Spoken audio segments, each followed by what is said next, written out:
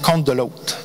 Parce que si je ne reste que dans les deux premiers niveaux, il est évident que j'apprendrai jamais à vivre pour les autres. Et s'il y a bien une chose que le Seigneur nous a montré, c'est que nous devons apprendre à vivre les uns pour les autres. Donc, être responsable. Qu'est-ce que Caïn a dit à Dieu lorsque Dieu lui a demandé, où est ton frère? Bon, voyons, c'est quoi cette histoire-là? Là? Moi, je n'ai rien à voir avec lui. Et pourtant, c'est lui qui venait de le tuer. Mais suis-je le gardien de mon frère? Et c'est là qu'on peut voir partout dans les Écritures. Et c'est exactement ce que l'apôtre Paul dit. Il nous souligne cette réalité-là. Il dit de faire attention, de ne pas être une pierre d'achoppement ou une occasion de chute les uns pour les autres. Alors, si tu sais que ta décision pourrait être une occasion de chute pour un frère ou une sœur, qu'est-ce qu'il doit faire? Quelle va être votre décision? Est-ce que ça vous arrive des fois de décider quelque chose qui pourrait nuire à votre frère, puis vous le savez, puis là, vous avez une décision à prendre? Ça vous est déjà arrivé d'être dans des situations pareilles? Hein? Oui, OK, ça va plus loin. Par des fois, on dit, oui, mais j'ai des droits. Regardez ce que l'apôtre Paul dit dans 1 Corinthiens. Prenez garde toutefois que votre liberté ne devienne une pierre d'achoppement pour les faibles. La maison de Dieu ne peut être forte et ne sera pas plus forte que les décisions et les attitudes du cœur qu'on a les uns envers les autres. Est-ce que nous voulons bâtir la maison de Dieu ou nous voulons bâtir nos ambitions? Et même au nom de notre liberté, c'est vrai que on a chanté tantôt, nous sommes libres, mais libres de quoi?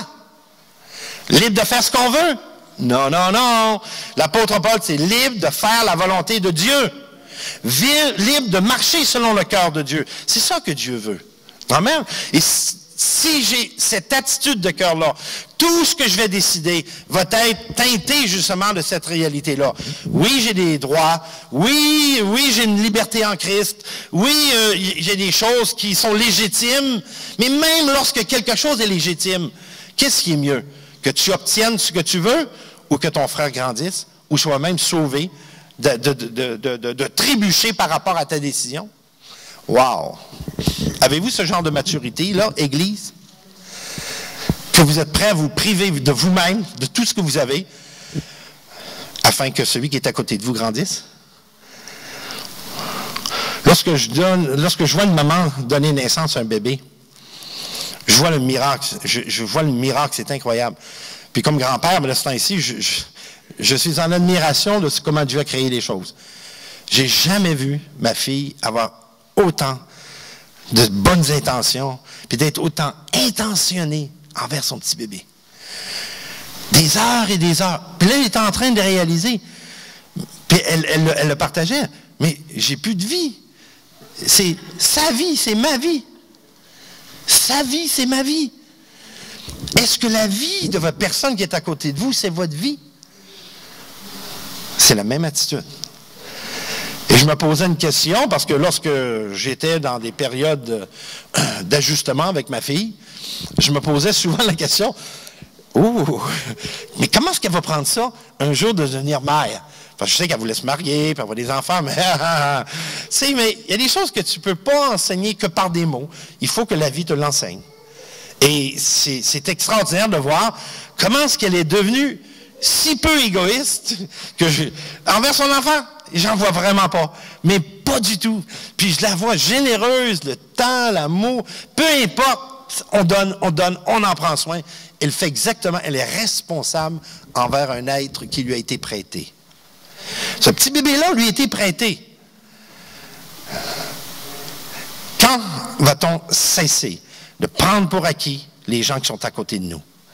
Les gens qui sont à côté de vous vous ont été prêtés.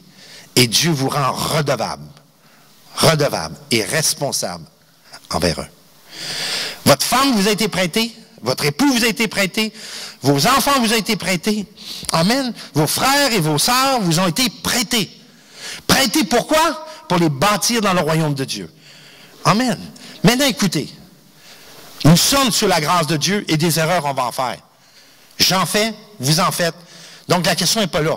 La question que je me pose, est-ce que j'ai quand même cette attitude-là? Avoir l'attitude, ça ne veut pas dire d'être parfait, puis je vais toujours être capable de bien faire les choses. Mais c'est ce que je vise, par exemple. Est-ce que c'est ce que vous visez? d'être vraiment responsable envers les aides qui vous ont été prêtées. C'est ce que Paul enseigne.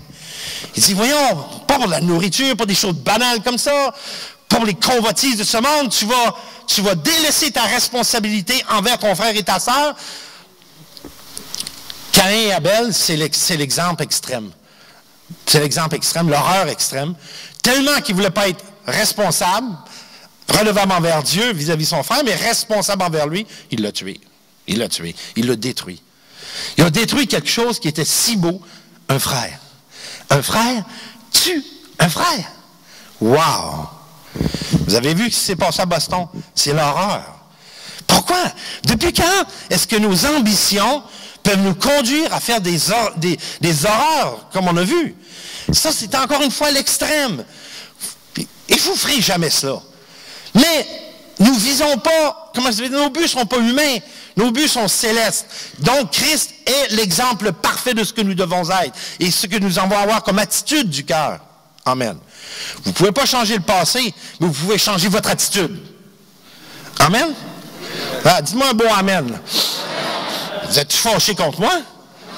Je vous parle dans le canadien ou dans le québécois, tout dépendant si vous êtes, peu importe. Je t'aime.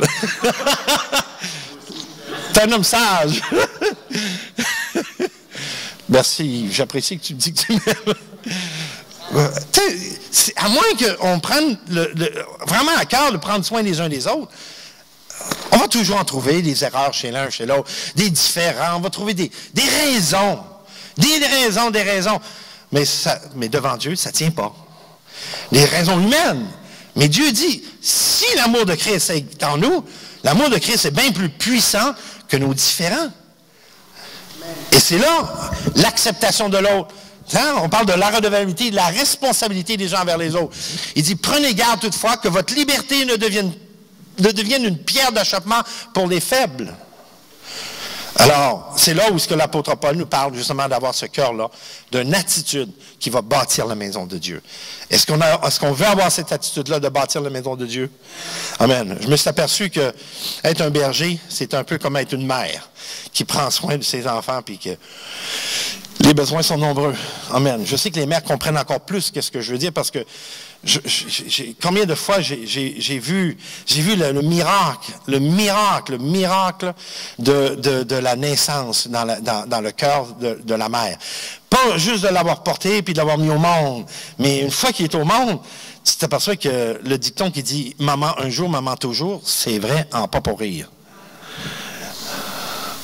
C'est vrai dans le cœur de Dieu, les gars. Dites-vous amen? Alors dites à quelqu'un que vous voulez être sa maman, son papa, en tout cas. Je veux être responsable envers toi. Dites ça à quelqu'un, je veux être responsable. Mais vous comprenez ce que ça veut dire? Ça veut dire, je ne te laisserai pas tomber. Amen? D'accord, Roland? On ne se laisse pas tomber? Amen. C'est quelque chose d'apprendre à vivre de cette façon-là. C'est totalement différent du monde. Alors Dieu, il nous demande de ne pas regarder aux différences, mais pas regarder aussi aux faiblesses de l'autre, mais de toujours avoir la foi que Dieu peut le relever, que Dieu peut faire quelque chose avec. Il y a tellement à dire par rapport à ça. Quatrièmement, s'il te plaît, un autre point qui est important, c'est d'être sensible aux autres. Être sensible. Être sensible à l'autre, ça fait partie des principes de Dieu. C'est une attitude du cœur, ça. C'est une volonté arrêtée. Je veux être sensible aux autres. Amen. Thomas, tu veux-tu te lever? Nous lire ça? Romains 14, 15, jusqu'à 17. Mais si, premièrement, ton frère est attristé, tu ne marches plus selon l'amour, ne cause pas par ton aliment la perte de celui pour lequel Christ est mort. Que votre privilège ne soit pas un sujet de calomnie. Dans le royaume de Dieu, ce n'est pas le manger et le boire, mais la justice, la paix et la joie par le Saint-Esprit. Celui qui sert Christ de cette manière est agréable à Dieu et apprécié des hommes. Amen. C'est encore une fois une très belle parole.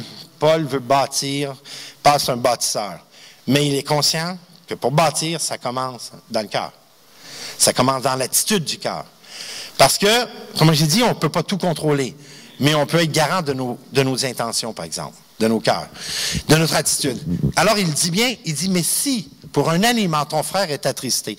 Alors, il parle ici de tristesse, il parle de sentiment. Si pour une raison ou d'une autre, ce que tu vas faire va produire une tristesse dans le cœur de ton frère, surtout lorsque, on ne parle pas que c'est dans le but d'une repentance. Parce que Paul parle, il y a différentes tristesses selon le monde qui produit la mort. La tristesse selon Dieu peut produire la repentance. D'accord, ça, on est d'accord avec ça. Mais c'est pas de ça que je parle. Je parle du simple fait qu'on vit ensemble. Cette semaine, vous vivez ensemble, vous faites des choses ensemble, soit en famille, entre amis, peu importe. Puis, vous êtes de plus en plus sensible à qu'est-ce que l'autre pense. Qu'est-ce que l'autre, comment je pourrais dire, qu'est-ce que l'autre ressent lorsque vous parlez de telle ou telle et telle façon-là. Donc, on doit être prudent dans nos paroles. Hein? Donc, on doit être prudent même dans nos actions, les uns envers les autres. Si je suis dur envers vous, puis je vous heurte tout le temps, qu'est-ce que je risque de produire, d'après vous? Oui. On a tous... Bien, je disais ça à Interjeune vendredi soir. Même Céline Dion a sorti un nouveau disque. Du moins, elle est en train de le sortir, ou je ne sais pas si elle l'a sorti, mais ça s'intitule « Tout le monde a besoin d'être aimé ». Quelque chose comme ça. Tout le monde a besoin d'amour. Oui, c'est vrai. Mais ce n'est pas elle qui l'a inventé. C'est Jésus. Jésus avant la fondation du monde, avec son Père et le Saint-Esprit. Hein, que tout le monde a besoin d'être aimé. Et il n'y a personne qui peut se faire heurter constamment, puis par ça des paroles, par des actions, par ci, par ça, qui finalement, ça ne l'affectera pas et ça peut même détruire. Détruire à l'intérieur l'estime de soi, ou peu importe, même sa foi, de l'amener à un découragement. Puis comme l'apôtre Paul dit, même ça devient une pierre d'achoppement, parce que je ne fais pas attention. Dieu nous veut sensibles. Hein? Comment c'est important que les gars, même interjeunes, tu vois, j'ai dit, faites attention comment vous taquinez les filles, puis vice-versa. Faisons attention.